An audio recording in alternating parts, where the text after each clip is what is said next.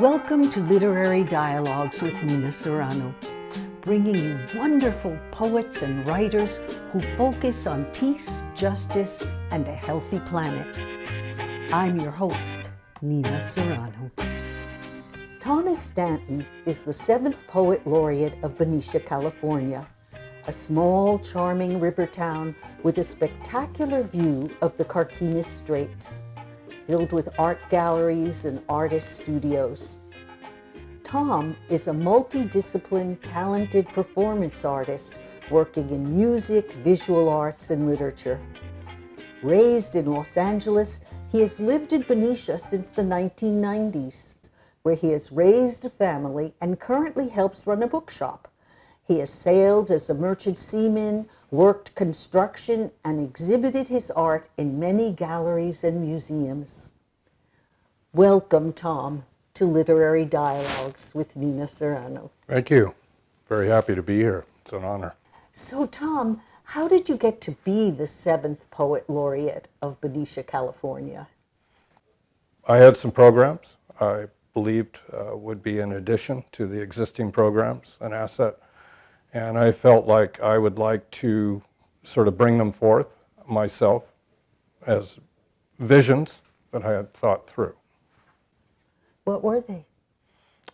Primarily working in the high schools, because I directed myself to the places that previous poet laureates sort of said, you know, if you ask them the question, what's the most difficult part of the job? It was almost always working with, and specifically with high school students, how to connect with the instructor, how to connect with the administration, how to actually put these programs in place. And I must say, all of the previous poet laureates held them in place quite well. Our first poet laureate, Joel Fallon, created the program in the schools. And Johanna Ely, our poet laureate number 6, and Don Perry, poet laureate number 5, brought our scholarship program into life. So at that point, we were able to go in with something to actually offer rather than just, you know, showing up to add art to the schools. So it's been successful.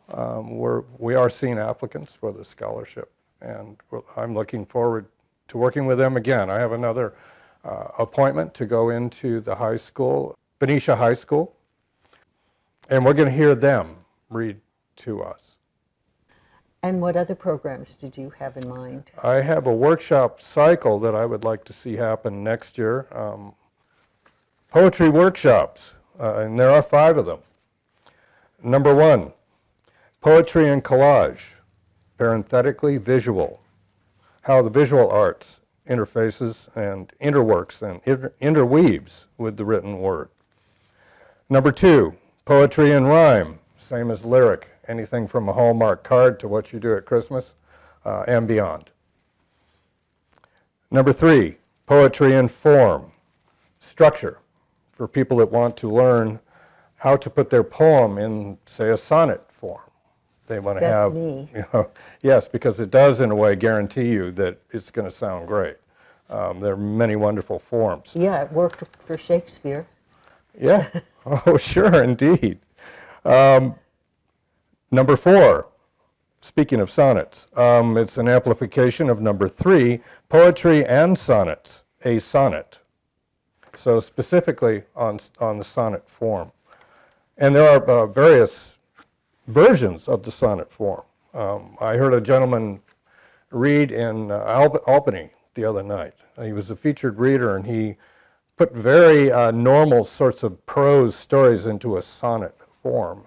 And they sounded poetic, but they didn't also.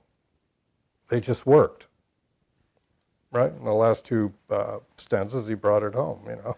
And did it work as a story? Yes, it worked in both senses, and I think that was the impact for me. So, and perhaps Shakespeare in his tongue and we in our tongues work equally well in a sonnet form. So the form became invisible unless you knew ahead of time that he was doing that. Yeah, wonderful. Number 5, poetry and speaking in tongues. Whoa. And to research that one, I have been going to churches mostly in Vallejo, but wherever I can to experience that when it happens. With the permission of the church. I tell them that's my intention and I come in. And that's the only one of the 5 workshops that I will be leading. Oh. Because I've been there and I've heard it, and I think it'd be really wonderful to explore what happens when you're performing a poem, but you haven't had it written down. So in a way, it's improv. Which brings us to your kind of poetry, which is very much improv. Yes. Tell us a little about that.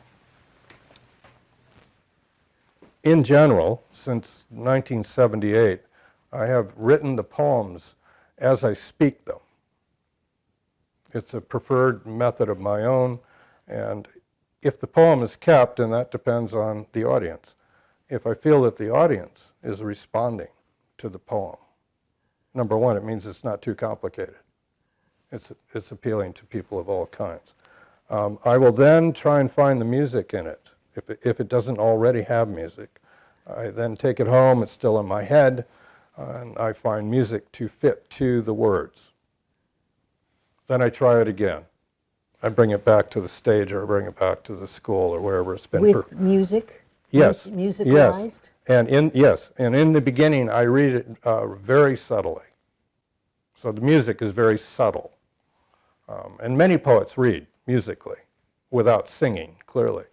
And if that works, which is hugely exciting for me, then I get to take it back home and translate the musicality that the poem now already has into music. Written music? Sometimes, or yes, sometimes. Played instrumentally? Either way. And then I re-perform it again with this new mix. Oh, can we have a sample of this process? I think we can. This is a poem that's probably 2 years old, so it's more recent than a lot of the music poems, which I call my poem songs. This title of this poem is Real Fact number 903, which came from a poetry reading where I was in the audience and I was a listener. Got myself a bottle of tea during the break and it was on the bottle cap.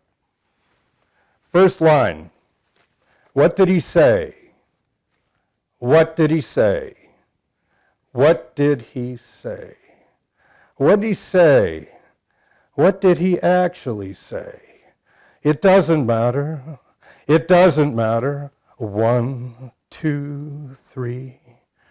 1, 2, 3. 1, 2, 3, and he was going to do a poem. He was going to do, but then it turned out that the poem did him. The poem did him. The poem did him. Him! It did him. That poem did him. It did him well. Did him well. Well, it did him. Well, that poem did. Did it? Oh, him. It did it. Yeah, it did him. Well, it did it. Well, did him. Did him. Well, it did him. It done him. It. Wow. Wow. Fun. I know that you also do throat singing. Do you have a poem that incorporates that? This is a stolen sound poem. This is called 111. 10 plus 1 equals 111. 10 plus 1, 111. 111. 1, 7.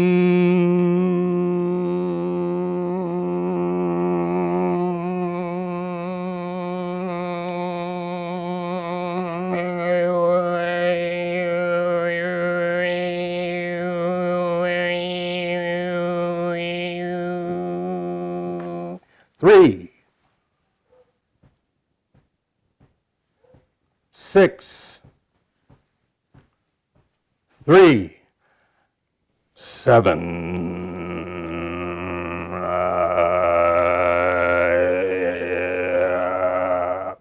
3, 3, 3,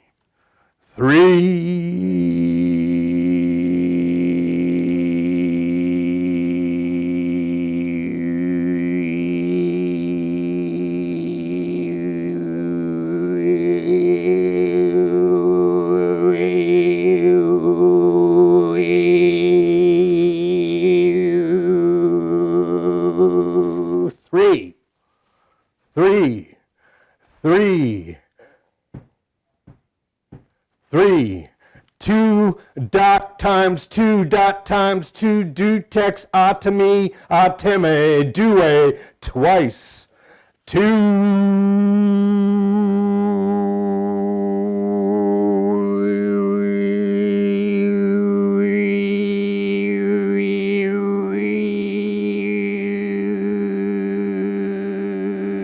5. Underline times 5 until Linux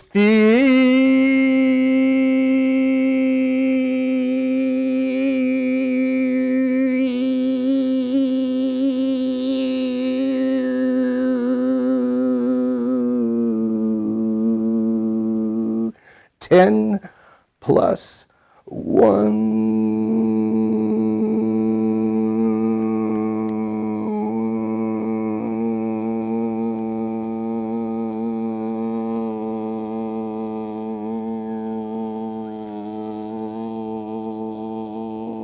Tiene place, tiene place. Ooh.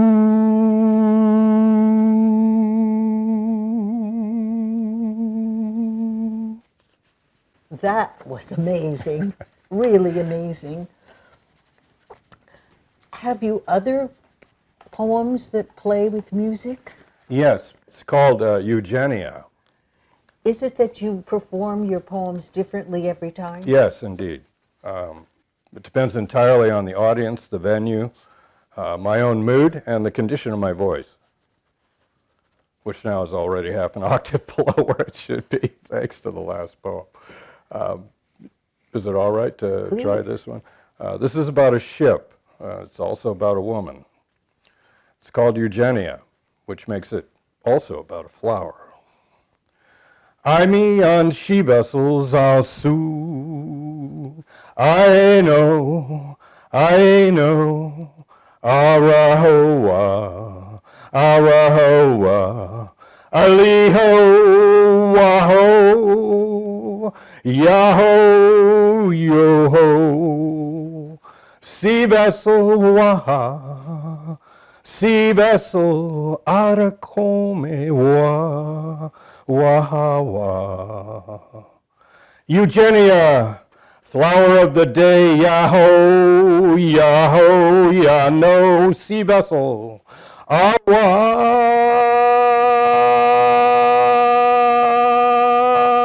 sea vessel, Awa,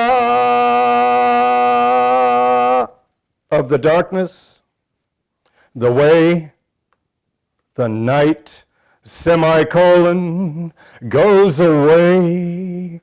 Eugenia, the day, Eugenia, the day.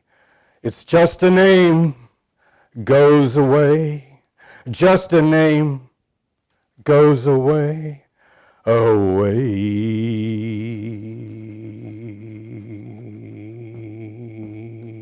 The seaway, Jaya, Janaya, the seaway, Eugenia, just away, just away, just a name, Eugenia, floating, Aro, Noah, Estes, na, no, Eua, Come in April with the wave, unexpected smoothing at a rushing pace. Over the monstrous wave, ancient shrines, all through, glowed unseen, our running gate, Oil and owl do not a cormorant fly, sturdy beast on foil of might, sun's asterisk twirling on glass plate, reflection giving, given first and last, Eugenia blossoms, kite and thumb, Icarus blooms, none. And last refrain, and all the girdled dindle deer cannot save you from the sea. Eugenia, Eugenia,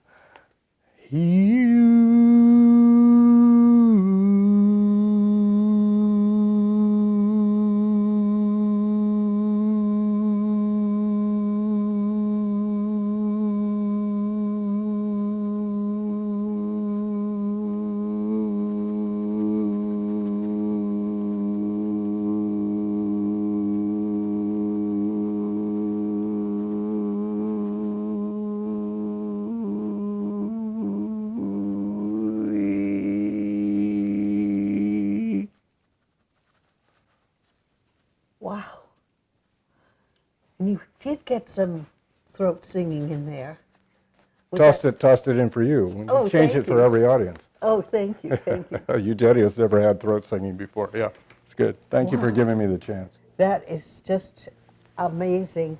I first encountered throat singing when a troupe of Mongolian musicians came through Berkeley. And I was floored by it and have been fascinated ever since. And you're one of the first poets I've ever seen that can incorporate it. It's a tricky thing to bring in. Number one, in poetry, and you hear it a little bit in adaptive Western undertone or throat singing, but it's very difficult to come in and out of your note. So if you're throat singing and then you want to go back to normal, you really have to find where your vocal cords landed last time. And so that's been the part that I work on the most. And also, it's tempting to allow the throat singing to actually overwhelm the other music in the poem. I wonder how the high school students would respond to this. Well, we'll find out. Normal poem. Normal poem, okay. The perfect God revealed. Every day there is one. Every day you write one. On the scroll unwinds, not better or worse, not more or less beautiful. The sunsets unwind, revealing the eyes within the soul, when the scroll ends and begins again. Yes, a normal poem. It's normal. Here's another normal poem. This was an ekphrastic. An ekphrastic is when one desires to write, and produces a poem to a visual art piece. It can be sculpture, painting. It can be a dance performance, actually. It can be any of the visual arts. However, you are producing, as your product, you're producing or meant to produce a poem. This is a normal poem in response to a painting. Full title is actually Terracotta. If I had a face like Neville Brand, or a pen like Charles Bukowski, or a voice like Dennis Hopper, I'd be there in that one-man submarine, hearing the cries of Santeria, tripping over the barely recognized carcass of badass bone bird of spirituality. Someone said we're the love poem or love poetry contest of the world, and I'm with that. I think originally Joel Fallon, who founded the Love Poetry Contest and our program. The first poet Yes, laureate. Poet Laureate number Benicia. 1. So I do have a short love poem. It's called You Wanted My Voice. I know I loved her. I know I loved her. Lost at sea, lost in snow, knowing, oh yes, we knew. She never was in Benicia until she was buried. When they built the Safeway, they moved her bones to the cemetery here in town. I never saw a blossom as beautiful as the one I saw last spring when her tombstone had been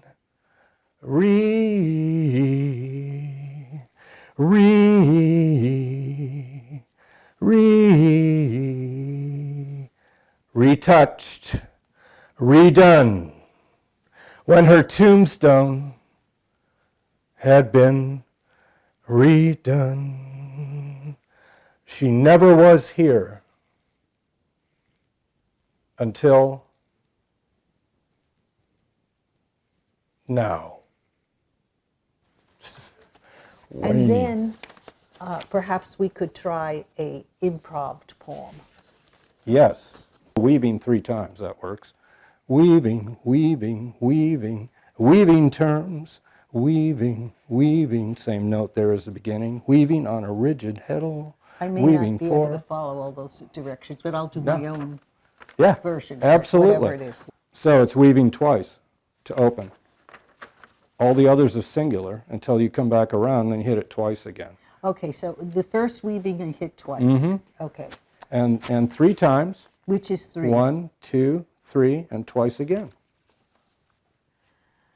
Weaving, weaving, weaving terms, weaving, weaving on a rigid heddle. Weaving, weaving, weaving, weaving, weaving, weaving, weaving terms, weaving, weaving, weaving on a rigid heddle, weaving on a rigid heddle, weaving on a rigid heddle. Boat, shuttle, pedals, skein, ball of wool, spindle. Weaving, weaving.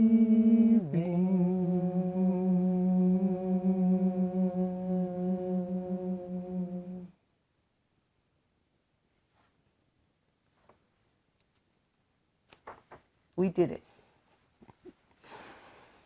Dying to ask you about this instrument that Yeah. you brought. This is a guitar made actually in a summer class that was for children. I think 5th grade was about as high as it went. We didn't really want to go above 5th grade because they were able to build the instrument and then figure out, through the building of it, how to sing to it. So it didn't matter if it produced an off-pitch sound, and it didn't matter if the student was tone deaf. After all, who really is? I might be. Because you can basically slide this cork up and down and you get, all kinds of range. So right now who knows? No marks on the bridge. So we're climbing, climbing, climbing, climbing.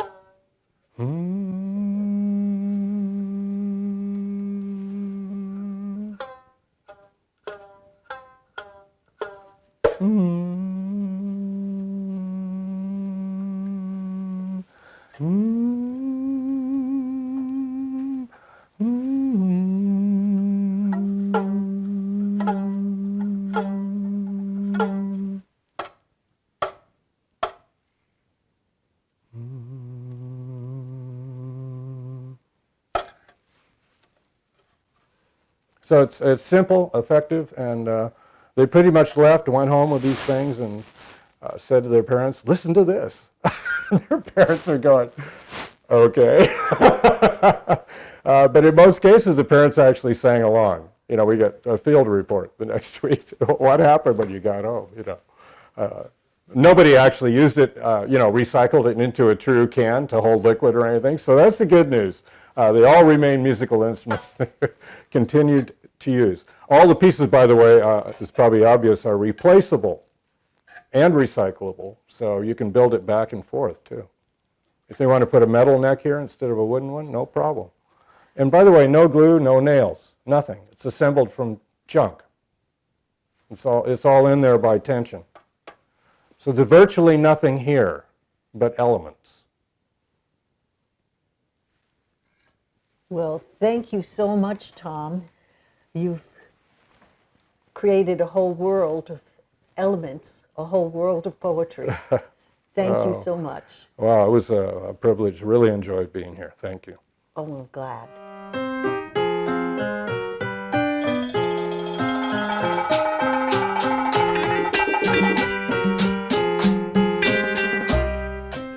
Thanks for watching. To read more of my work, poems, novels, and translations, go to ninaserrano.com and subscribe to my blog so we can keep in touch and you'll hear about upcoming shows.